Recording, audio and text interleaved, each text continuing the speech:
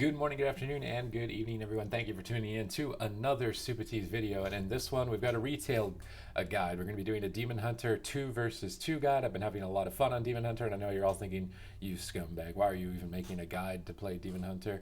But here, I wanted to go over a matchup that is probably the hardest 2v2 composition in the game in general, the Rogue Discipline Priest, and I'm playing Restoration Shaman Demon Hunter. Now, for anyone that's played against Demon Hunters or played with one, you're going to know the main point of the strategy is to survive as long as possible and utilize Mana Rift until the enemy healer has 0 mana, maximize your damage, rotate your cooldowns to survive. I have opted to run Cover of Darkness, so I will have access to a 3-minute cooldown. Basically, it's a team ice block, and then my shaman will also have Spirit Link Totem. These 3-minute cooldowns, it's a good idea to consider using them during Blind and during Vendetta, and deeper into Dampening when windows that outside of those end up being more threatening. So having those as 2 options means that the rogue isn't guaranteed to win if he gets a Trinket Link on his Blind, and he isn't guaranteed to win if he gets a Trinket Darkness on his Vendetta or his Blind. So it's good to have that as a backup. Of course, always running Conflict and Strife. At the start of the game, you want to use your Spectral Sight. You want to try and tell your shaman where the rogue is, and he can use his totems from ranged to hit the rogue before he moves in to Shadow Step sap you. This instead will get you garroted or cheap shot, but being sapped can be a lot more devastating. Now in this particular matchup, the rogue has decided to go on my shaman. Still, my main goal is to stun the priest and mana burn the priest as much as possible. I avoided standing next to the priest, but he was fortunately hexed as well, so to avoid Psychic Scream when my shaman is stunned, that's very important. Then immediately using Eye Beam and looking to land Mana Rifts off Fell Eruption.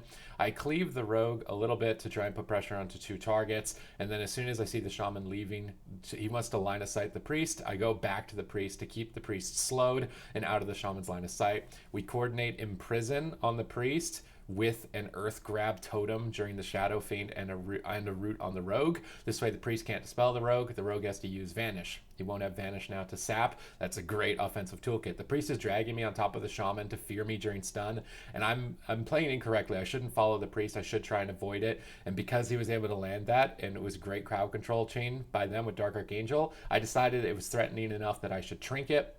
I've now been aware that my trinket is out of the way. This means that I can be a target. I'm very susceptible to dying in stuns. Here you can see I use Disrupt on Penance. Interrupting Penance should be your main goal, and you want to interrupt it as fast as possible. This way the priest spends a lot of mana on Shadow Mend.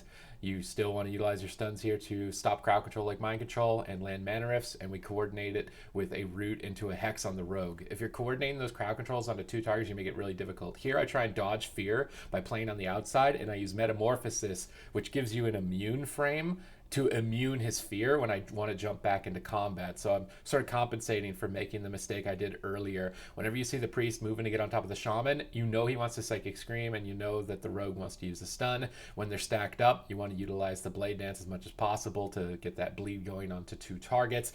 And still, every time your stuns are coming up, coordinate them with your shaman. I imprison the priest, he roots the rogue, he runs away, we get to live a little bit longer, we get to continue landing Mana Rifts. Here I see the rogue running at me and my shaman really far away, so I decide to activate Blur, and I anticipate him landing a stun, and I did.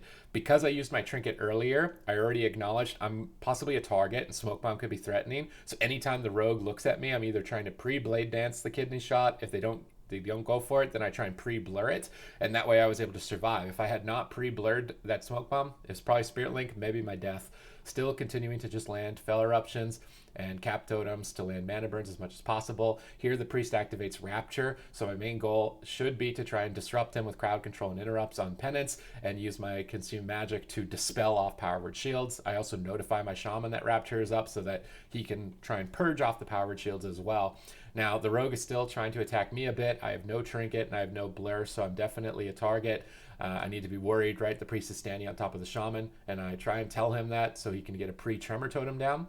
And they're losing their coordination here a bit. They didn't stun the shaman when they feared me, and I think it's because they ultimately want to start attacking me, but me as the target it's generally not a good plan for them as rogue priest. I definitely think the shaman is a bit scarier. If they attack me, I get to hit 2 targets and maximize my damage and the priest twice as fast, and my shaman gets to hex. Now, my shaman is interrupted with kick, and I see that on the raid frame, so I use imprison on the rogue instead of the priest to stop damage, let him recover. We're deeper into dampening, so I'm being flexible with my crowd control. I'm not just utilizing it only for the earth grab totems.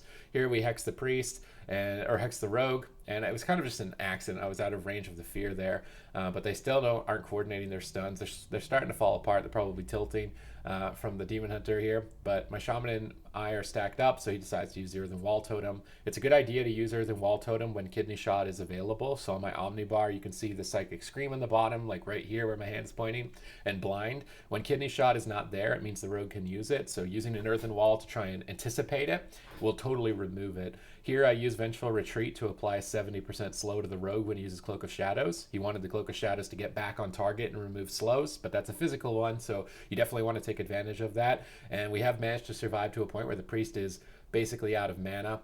This deep into dampening, I decided to just go for a blur, and it may end up being a mistake. As I won't have that cooldown earlier on, but do remember we still have the darkness, that 3-minute team ice block. We still have Spirit Link totem, so we're very ahead on cooldowns at this point. 4 minutes into the game, I'd rather get momentum, use the blur to make sure that I'm stable to stay on the priest, and then just keep trying to max out my damage. They're also starting to stack without Psychic Scream, which is a mistake. They're trying to get aggressive, but they're out of time. They have no mana remaining. I could have coordinated that route with an Imprison on the priest there. I missed an opportunity to get some extra space and crowd control for my shaman to recover. I was kind of more laser focused on just maxing out damage and trying to end the game, but this is the kidney shot that could punish me for using my blur earlier on, so I opt to use darkness. It's during Vendetta, like I said, one of the scariest moments in the game, and we still have Spirit Link totem for the blind that isn't even up for another minute. So I'm just rotating my cooldowns, coordinating my crowd control with my shaman to reduce as much damage as possible to build a mana lead.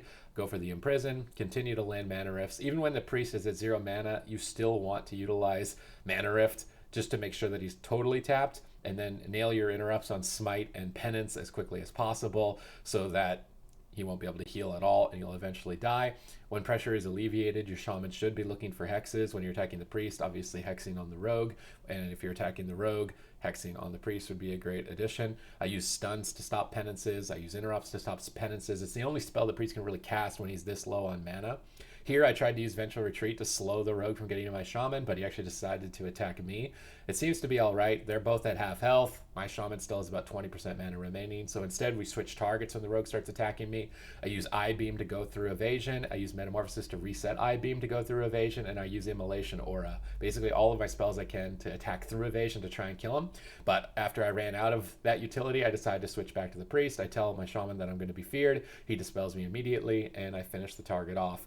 So in this matchup, it was very important to be flexible on your crowd control, not just only laser focused on keeping it on one target. Sometimes you're gonna have to switch it around, but if you're just jumping into arena, maybe you want to keep it on tracks. So use stuns on priest, imprison on priest, root the rogue, hex the rogue, if that's their main strategy, right, is to attack my shaman and I'm attacking their priest. Just keep it simple and play it out like that, and you will have success, and you'll slowly start to pick up when you should switch the situation, start imprisoning the rogue potentially. And it's usually during interrupts when the shaman is about to die, or during a kidney shot when he's about to die. You might have to rotate your crowd control to a different target. I hope that this video was helpful to you in your endeavors on the Demon Hunter. I've been having a lot of fun on mine. I'm about to get 7 gushing in about a week from now, so I imagine my rating's going to go pretty high after that, but it's been a lot of fun, and I hope you have a good day.